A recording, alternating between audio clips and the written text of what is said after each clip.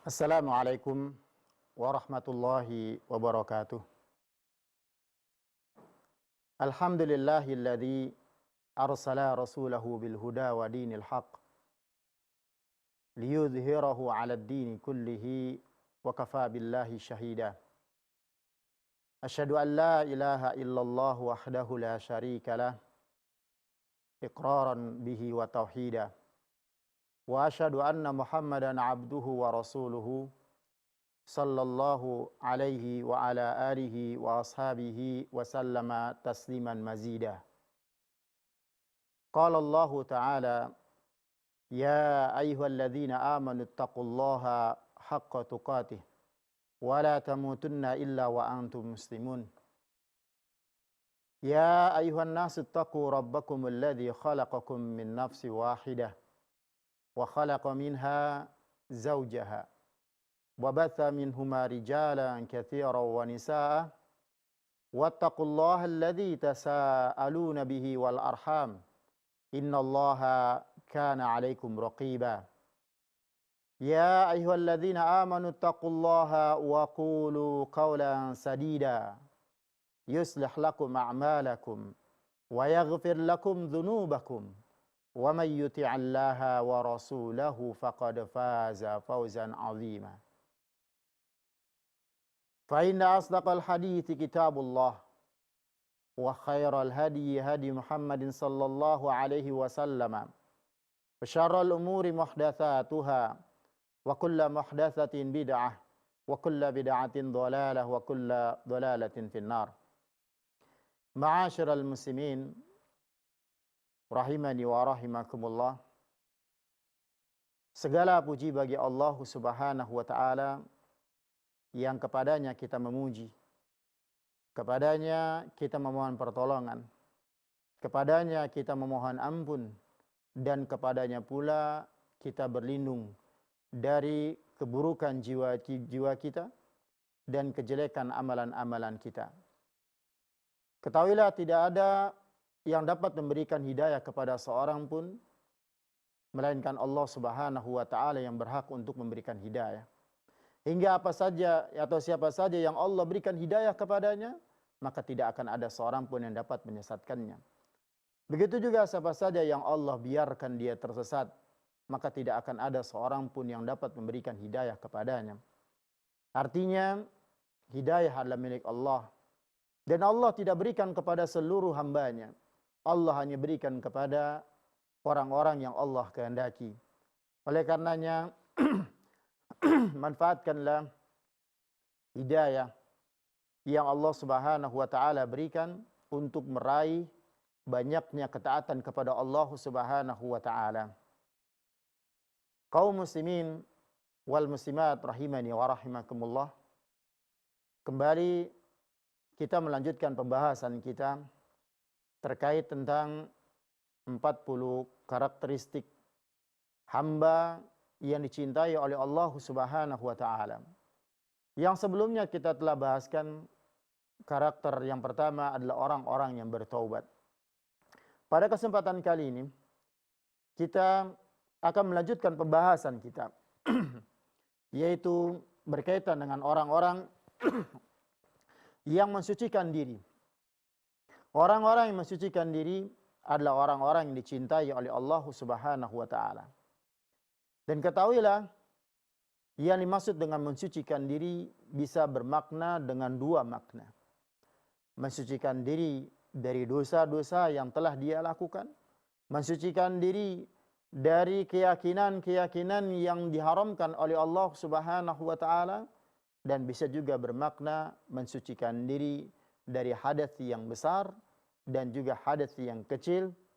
Ya, baik dengan cara berwudu atau dengan cara mandi besar atau mandi junub.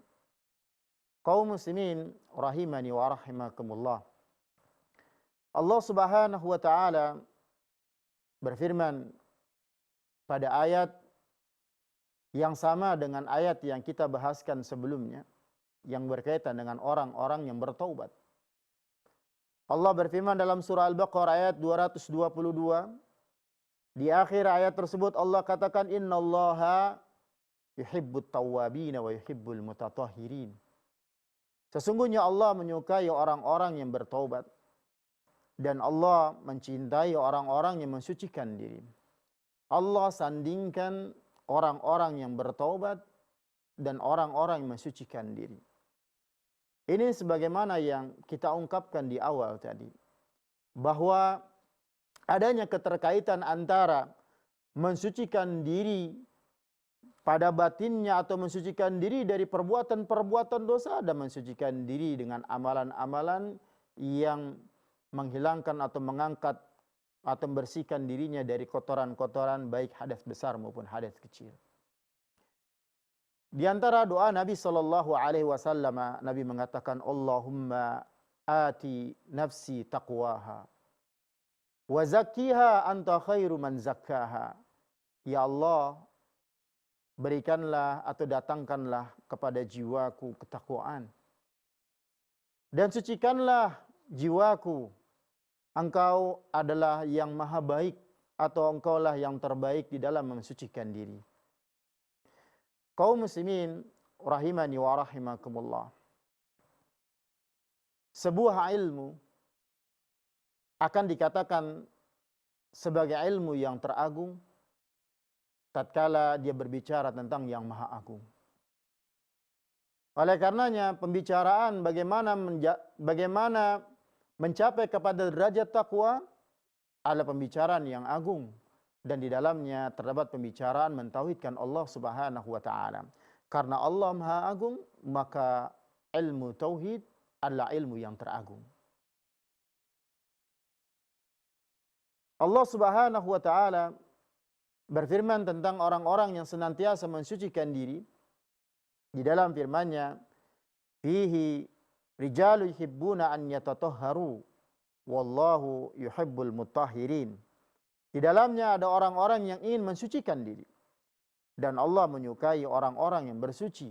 Firman Allah tentang penduduk Kubah, sebagaimana di dalam sebuah hadis yang menjelaskan tentang turunnya ayat ini dari Anas bin Malik radhiyallahu anhu, Rasulullah sallallahu alaihi wasallam bersabda, "Ya ma'syaral ansar, innallaha qad athna 'alaikum fit tuhuri, fama tuhurukum?"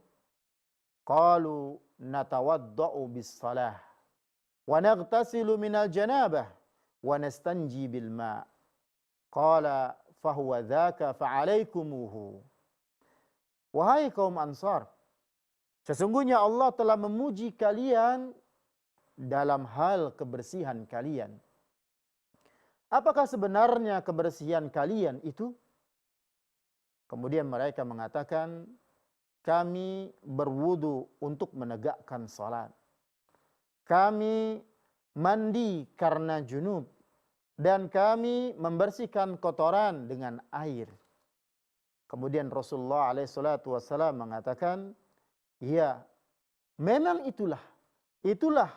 Maka kalian peliharalah yang seperti itu. Dalam hadis yang sahih diriwayatkan Imam Ibnu Majah. Maknanya adalah mereka adalah orang-orang yang mensucikan diri. Mereka adalah orang yang senantiasa membersihkan hadas kecil, membersihkan hadas besar dengan menggunakan air. Mereka membersihkan najis dengan menggunakan air. Dan Allah Subhanahu wa taala perintahkan akan hal itu di dalam ayat yang selalu digunakan di dalam membahas tentang bersuci, di dalam membahas tentang berwudu, ya, dan juga di dalam membahas tentang bertayamum. Allah Subhanahu wa taala berfirman di dalam surah Al-Maidah ayat yang ke-6. Wahai orang-orang yang beriman, apabila kamu hendak mengerjakan salat, maka basuhlah mukamu dan tanganmu sampai dengan siku, dan sapulah kepalamu, lalu basuhlah kakimu sampai dengan kedua mata kaki. Dan jika kamu junub, maka mandilah. Dan jika kamu sakit atau dalam sebuah perjalanan, atau kembali dari tempat buang air atau kakus, atau menyentuh wanita, lalu kamu tidak memperoleh air, maka bertayamumlah. Bertayamumlah dengan tanah yang baik, tanah yang bersih. Sapulah mukamu dan tanganmu dengan tanah itu. Allah tidak hendak menyulitkanmu, dan Allah Subhanahu wa taala hendak membersihkanmu dan menyempurnakan nikmatnya bagimu supaya kamu bersyukur. Di dalam ayat ini Allah Subhanahu wa taala menyebutkan au jaa ahadum minkum minal ghaid, atau kembali dari tempat buang air besar. Ini istilah untuk buang hajat. Ini adalah urusan dan adab-adab yang terdapat di dalam Islam, yang menandakan Islam sangat memperhatikan dalam perkara membersihkan diri atau mensucikan diri. Di dalam sebuah hadis Nabi SAW mengatakan at-tuhuru syatrul iman. Kebersihan atau bersuci adalah bagian dari keimanan. Bagian dari keimanan. Disebutkan kebersihan dan bersuci itu adalah bagian dari keimanan. Para ulama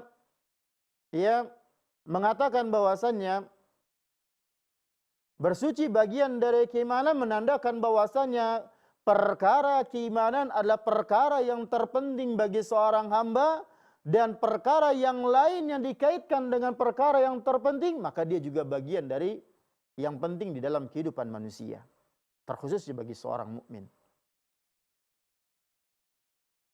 Iman, dan tidak ada sebuah agama pun yang membicarakan sampai sedetailnya dalam perkara membersihkan diri, melainkan itu hanya ada pada Islam. Ketika Salman Al-Farisi ditanya oleh seorang Yahudi tentang masalah bersuci, dia menanyakan, qad 'allamakum nabiyyukum kulla syai'in hatta al-qira'ah? Benarkah atau sungguhkah nabimu sallallahu alaihi wasallam telah mengajarkan segala sesuatu sampai kepada masalah buang hajat? Faqala ajal.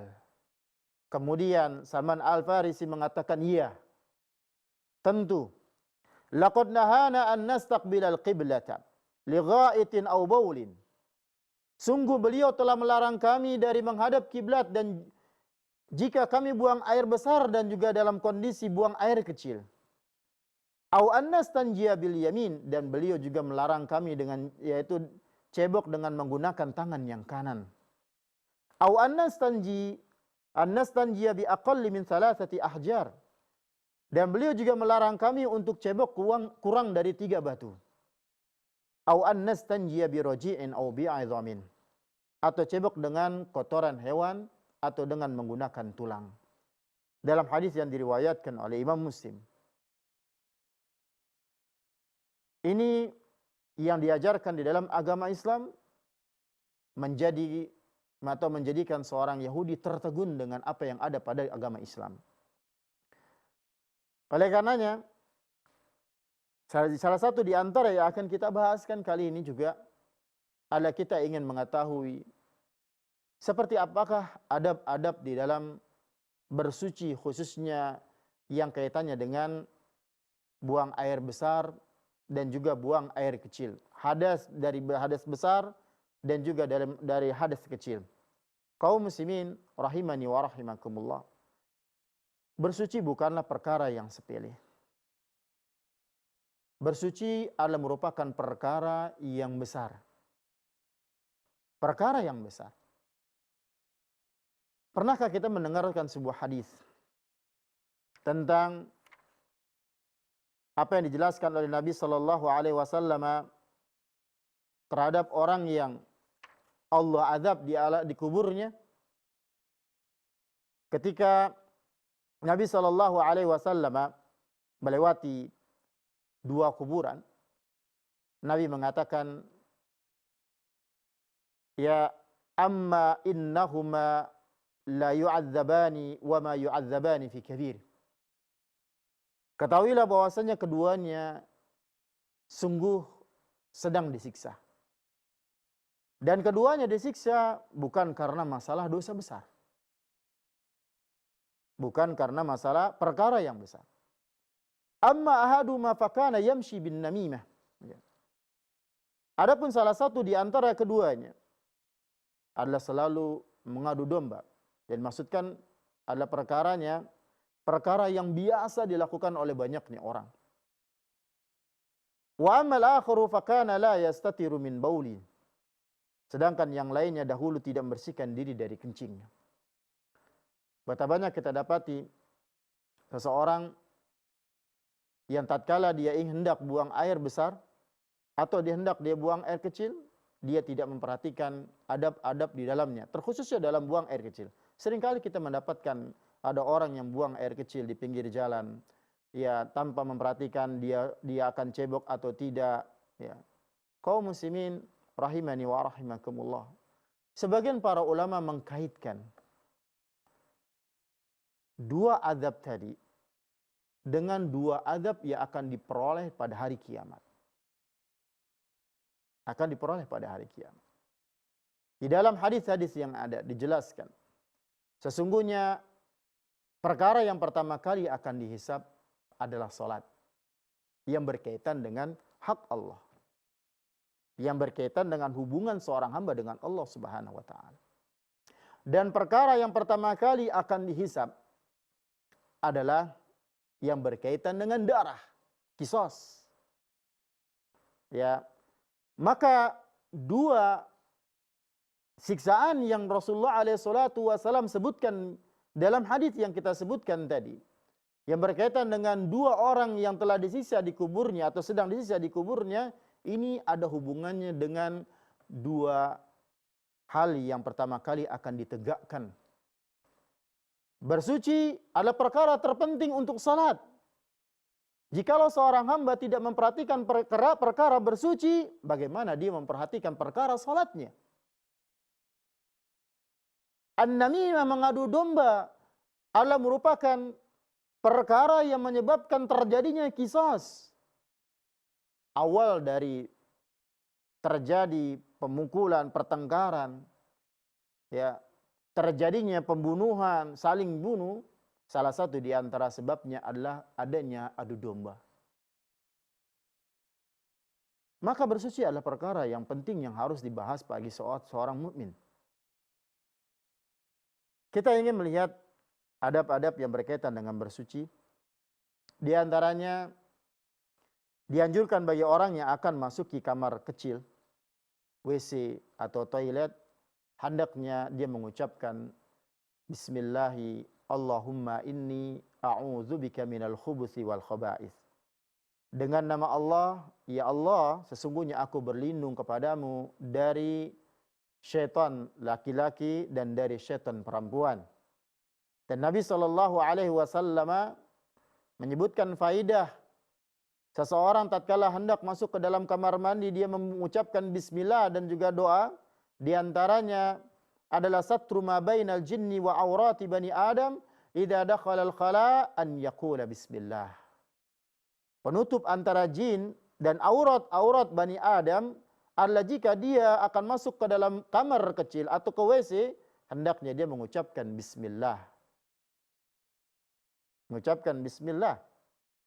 Ya. Kemudian dia mengucapkan Allahumma inni a'udzubika minal khubuthi wal khaba'ith. Tatkala keluar, dianjurkan mengucapkan ghufranaka, ya Allah, aku mohon ampunanmu. Aisyah radhiyallahu anha mengatakan bahwa Rasulullah sallallahu alaihi wasallam apabila keluar dari kamar kecil, beliau mengucapkan ghufranaka, sebagaimana hadis yang sahih diriwayatkan oleh Imam Abu Dawud.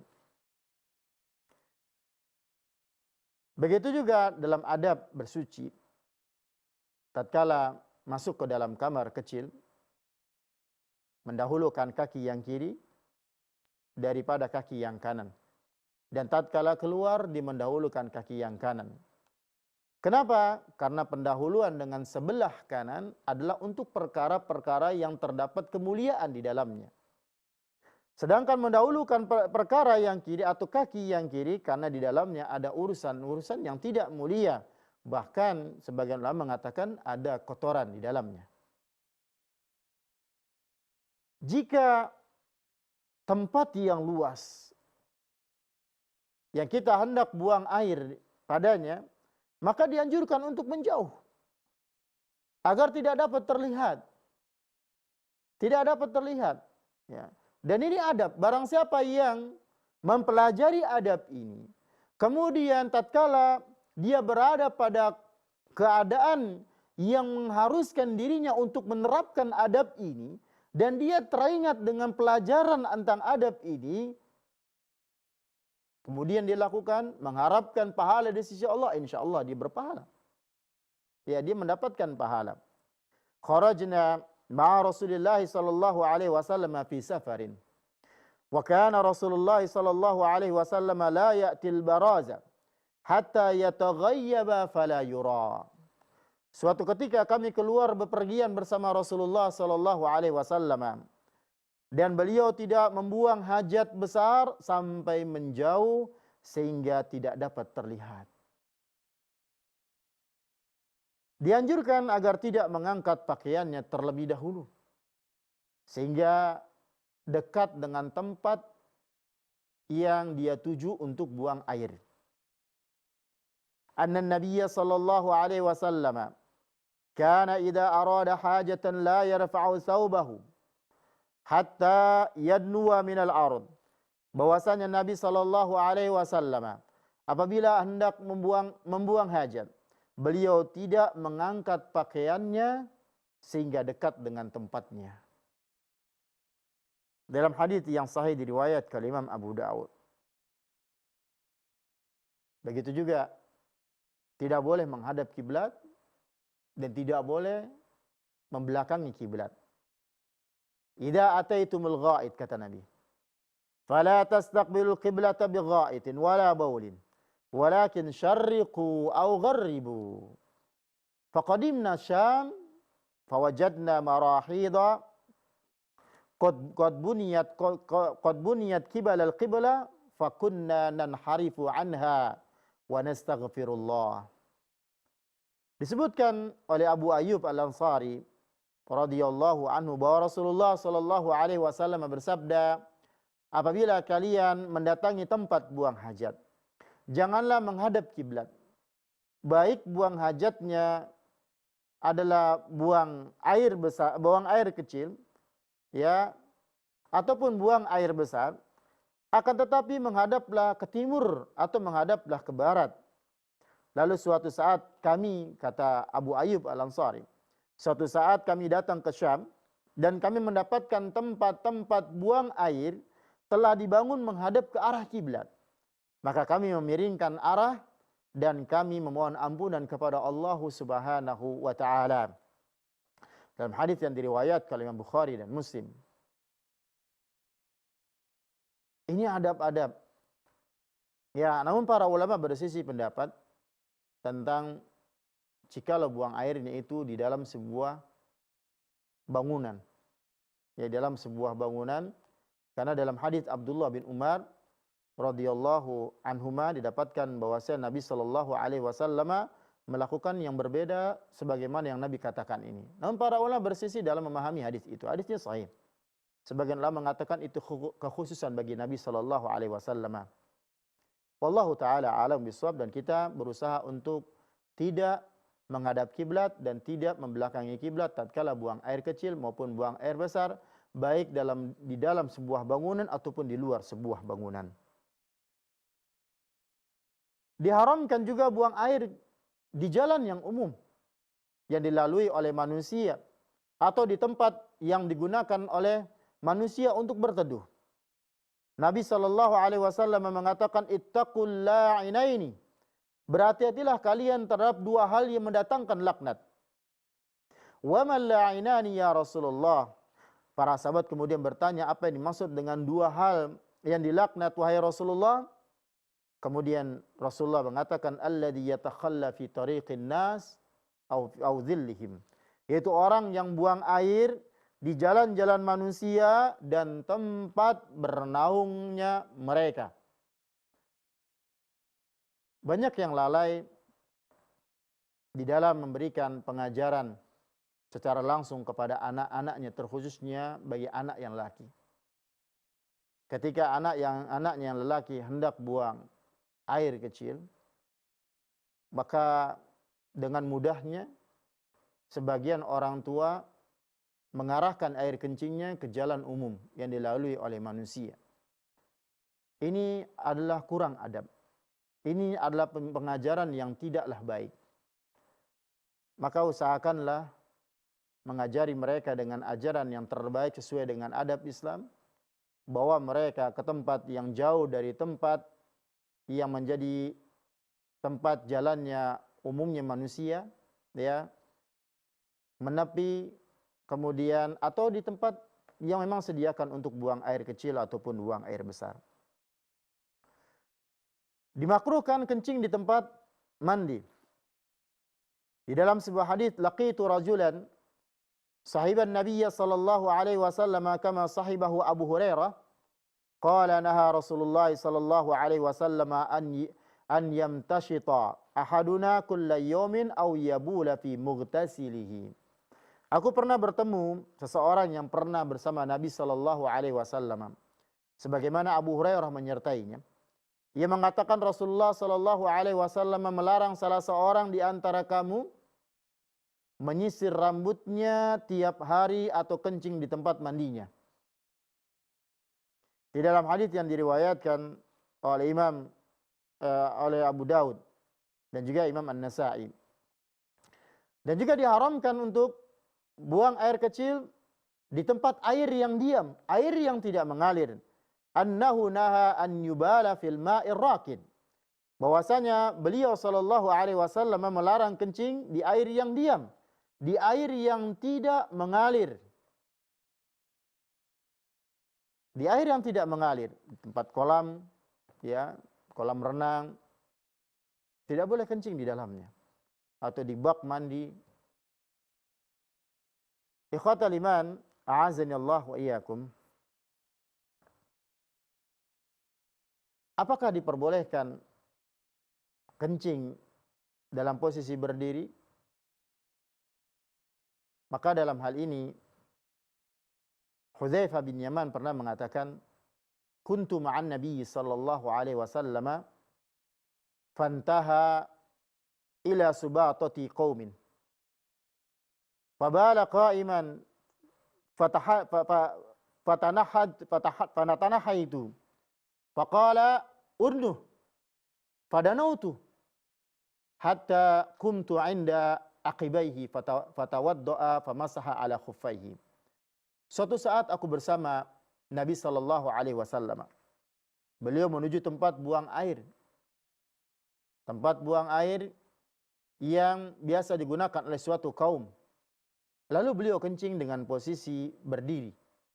Kemudian aku menjauh, tapi Nabi sallallahu alaihi wasallam mengatakan unnuh, mendekatlah.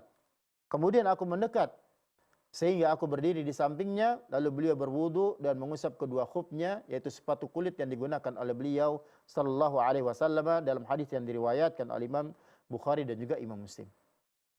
Berarti kencing dengan posisi berdiri dibolehkan. Lalu bagaimana dengan perkataan Aisyah radhiyallahu anha? Ia mengatakan barang siapa yang mengatakan Nabi sallallahu alaihi wasallam kencing dengan posisi berdiri, maka dia telah berdusta. Ya, sebagaimana maknanya seperti itu, maka ketahuilah ini menandakan bahwasanya keutamaan lebih utama atau lebih afdal seseorang itu kencing dengan posisi tidak berdiri, akan tetapi posisi berdiri dibolehkan. Dan apa yang dikatakan oleh Aisyah itu karena sepengetahuan Aisyah selama bersama Nabi sallallahu alaihi wasallam, dan para istri Nabi sallallahu alaihi wasallam lebih banyak bersama Nabi tatkala di rumahnya dibandingkan dengan di luar rumahnya. Sedangkan para sahabat lebih banyak bersama Nabi di luar rumah Nabi sallallahu alaihi wasallam. Ikhwatal iman, a'azani Allah wa iyyakum. Tidak boleh memegang kemaluan dengan tangan kanan ketika kencing, tidak boleh cebok dengan tangan kanannya. Ya, kemudian setelah buang air kecil ataupun buang air besar, hendaknya dia membersihkan najis dengan air supaya tidak menjadi sebab dia akan diadab di kuburnya, sebagaimana hadis yang kita sebutkan tadi. Kalaulah hendak ingin cebok dengan menggunakan batu disebabkan karena tidak ada air dan lebih utama adalah menggunakan air, maka hendaknya menggunakan batu tidak kurang dari 3 buah batu. Dan begitu seterusnya di antara adab-adab yang disebutkan oleh Nabi sallallahu alaihi wasallam yang harus diperhatikan oleh seorang hamba hingga dia menjadi seorang hamba yang senantiasa mensucikan dirinya. Mensucikan diri dengan akidah yang benar dari noda-noda kesyirikan dan mensucikan diri dari hadas besar ataupun hadas kecil dengan cara berwudu, dengan cara bertayamum, dengan mandi junub dan yang lain yang disebutkan dan diajarkan oleh Nabi sallallahu alaihi wasallam dengan keadaan yang telah disebutkan. Kaum muslimin rahimani wa rahimakumullah. Di dalam sebuah kitab Al-Qawaidul Arba', Syekh Muhammad bin Abdul Wahhab rahimahullah mengatakan, "Idza dakhala syirk fil ibadati fasadat. Kal hadathi idza dakhala fit taharati." Apabila kesyirikan berada pada ibadah, maka kesyirikan ini merusak ibadah itu. Sebagaimana hadas, apabila hadas masuk ke dalam bersuci, maka hadas ini merusak atau membatalkan suci tersebut. Beliau rahimahullahu memperumpamakan kesyirikan pada ibadah seorang hamba seperti hadas pada toharoh seorang hamba. Karena kedua hal ini berkaitan. Kedua hal ini berkaitan. Seseorang yang tidak menjaga dirinya dari bersuci, maka dia akan jauh dari keimanan yang sempurna. Bahkan bisa menyebabkan dia jauh dan lebih jauh hingga menjatuhkan dirinya kepada kesyirikan. Allah Subhanahu wa taala berfirman, "Maka lil musyrikina ay ya'muru masajidallahi syahidina ala anfusihim bil kufr." Tidaklah pantas bagi orang-orang musyrik memakmurkan masjid Allah Subhanahu wa taala sedangkan mereka bersaksi atas dirinya terhadap kekufuran atau kekafiran yang mereka miliki. Ulaika habitat a'maluhum. Mereka itu adalah orang-orang yang amalannya itu terhapus, hilang. Wa fin narihum khalidun, dan neraka adalah tempat mereka dan kekal di dalamnya.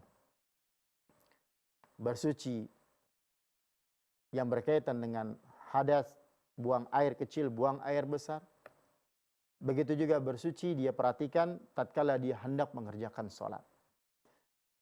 Pernah ada seseorang yang berkata kepada saya, "Untuk apa membahas pengajian bersuci, berwudu, tayamum, mandi junub? Ini kan perkara-perkara yang klasik. Perkara-perkara yang sepele. Perkara-perkara yang banyak ditinggalkan oleh orang-orang. Tidakkah lebih baik kita membahas perkara-perkara yang kontemporer, yang sedang ada dan marak atau viral pada saat ini?" Maka kita katakan, wahai saudaraku, apa yang terjadi pada saat ini, yang viral pada saat ini, belum tentu kita akan diminta pertanggungjawaban oleh Allah Subhanahu wa taala. Adapun perkara berwudu, perkara seseorang menjaga kesuciannya, perkara seseorang bersuci sebelum mengerjakan ibadah salat, ini setiap hamba akan diminta pertanggungjawabannya oleh Allah Subhanahu wa taala. Ketika Nabi sallallahu alaihi wasallam mengatakan awwalu ma yuhasabul abdi yaumal qiyamah as-salah. Perkara yang pertama kali akan dihisab bagi seorang hamba pada hari kiamat adalah salat. Hingga perkara yang pertama kali yang harus kita perhatikan tatkala kita masih mampu untuk mengerjakan amalan tatkala di muka bumi ini adalah kita perhatikan bersuci. Karena salahnya seseorang bersuci ketika hendak sholat menyebabkan sholat itu tidak sah. Ya, ikhwatal iman, a'azani Allah wa iyyakum. Secara umum Nabi SAW mengatakan la salata liman la wudu'a lahu wa la wudu'a liman lam yadhkur ismallahi alaihi. Tidak sah salah seseorang yang tidak berwudu, dan tidak sah wudu seseorang yang tidak menyebutkan nama Allah Subhanahu wa taala. Di dalam hadis yang lain, anna Nabiy sallallahu alaihi wasallam ra'a rajulan yusalli wa fi dhahri qadamihi lum'atun qadru dirham lam yusibha al-ma'. Fa'amarahu an-nabiy sallallahu alaihi wasallam an yu'ida al-wudu'a was-salah. Bahwasanya Nabi sallallahu alaihi wasallam melihat seorang lelaki yang sedang salat, sedangkan di punggung kakinya ada celah seukuran dirham yang belum terkena air wudu. Maka Nabi SAW memerintahkannya agar mengulangi wudu dan mengulangi salatnya. Karena tatkala wudu batal, maka batallah salatnya. Tatkala wudu tidak dikatakan sah, maka tidaklah sah salatnya. Dan yang Nabi SAW lihat kepada lelaki ini bukan karena lelaki ini tidak berwudu. Hanya saja ya, lelaki ini berwudu akan tetapi atau hanya saja lelaki ini tidak menyempurnakan wudunya hingga meninggalkan perkara yang penting. Perkara yang penting. Kalau ini saja Nabi SAW memerintahkan berwudu, apalagi seorang hamba yang sholat tanpa wudu. Secara global, orang yang hendak berwudu hendaklah dia membaca bismillah. Kemudian dia mencuci kedua telapak tangannya sebanyak 3 kali. Dia memasukkan air ke celah-celah jari jemarinya. Dia berusaha untuk membersihkan ya di antara celah-celah jari jemarinya, begitu juga kuku-kukunya. Kemudian dia berkumur dengan memasukkan air ke mulutnya, dan yang lebih baik adalah memasukkan air ke mulut dan ke lubang hidung sekaligus. Dengan sekali cidukan. Ya, dengan sekali cidukan. Dan itu yang terbaik. Karena di dalamnya ada riwayat tentang hal ini. Dan sebagian ulama membolehkan seseorang bersiwak. Bersiwak tatkala atau setelah berwudu, setelah berkumur-kumur, sebagian para ulama membolehkan untuk bersiwak. Karena Rasulullah SAW sangat menganjurkan di dalam menggunakannya. Di dalam hadis, laula an asyqa ala ummati la amartuhum bisiwaki bisiwaki ma'al wudu. Ya, kalaulah aku tidak akan membebani umatku, niscaya aku akan perintahkan mereka agar mereka bersiwak setiap kali berwudu. Namun sebagian ulama yang lainnya ya tidak menganjurkan ya bersiwak pada waktu tersebut. Hendaknya sebelumnya ataupun setelahnya. Kemudian mencuci wajahnya 3 kali. Yang harus diperhatikan adalah batasan-batasan muka, batasan-batasan wajah yang harus dia perhatikan. Di mana panjangnya dimulai dari tumbuhnya rambut sampai kepada bawahnya dagu. Bawahnya dagu, dan hendaknya dia menyela-nyela janggutnya. Menyela-nyela janggutnya. Adapun batasan yang dia melebar adalah dari daun telinga yang satu kepada daun telinga yang satu lagi, tepi daun telinga yang satu kepada tepi daun telinga yang satunya lagi. Kemudian dia mengambil seciduk air dengan tangan, ya, dia dengan menyela-nyela janggutnya sebagaimana saya katakan tadi. Lalu dia mencuci tangannya, dimulai dari tangan yang kanan hingga sampai kepada siku. Hingga sampai kepada siku atau bagian atasnya siku. Ya, bagian atasnya siku. Lalu dia lanjutkan dengan tangan kirinya. Lalu mengusap kepalanya. Mengusap kepalanya dan wajib meratakannya, kemudian mengusap kedua telinganya secara bersamaan. Dan itu dilakukan dengan 1 kali. Ya, 1 kali. Kemudian dia mencuci kedua kakinya, mulai dari ujung-ujung jari atau celah-celah jari jemarinya sampai kepada mata kakinya. Ini secara umum ikhwan fiddin, azani Allah wa iyyakum. Yang setelahnya dia mengucapkan atau berdoa, asyhadu an la ilaha illallah wahdahu la syarikalah wa asyhadu anna Muhammadan abduhu wa rasuluhu. Allahumma ja'alni minat tawwabin wa ja'alni minal mutatahhirin. Apa kata Nabi bagi orang yang mengucapkan ini? Futihat lahu samaniyatu abwabil jannati yadkhulu min ayyiha syaa. Pasti 8 pintu surga akan dibukakan baginya. Dan dia bebas masuk dari pintu manapun yang dia kehendaki. Dalam riwayat yang lain, Rasulullah sallallahu alaihi wasallam bersabda, "Man tawaddoa." Barang siapa yang telah mengerjakan wudu, lalu dia mengucapkan subhanaka Allahumma wa bihamdik, asyhadu an la ilaha illa anta, astaghfiruka wa atubu ilaik, kutiba fi riqqin. Thumma tubi'a bi tabi'in fala yukassaru ila yaumil qiyamah. Maka akan dituliskan pahala baginya di dalam lembaran, kemudian diberi cap dengan suatu cap dan tidak akan dikoyakkan sampai pada hari kiamat. Masya Allah.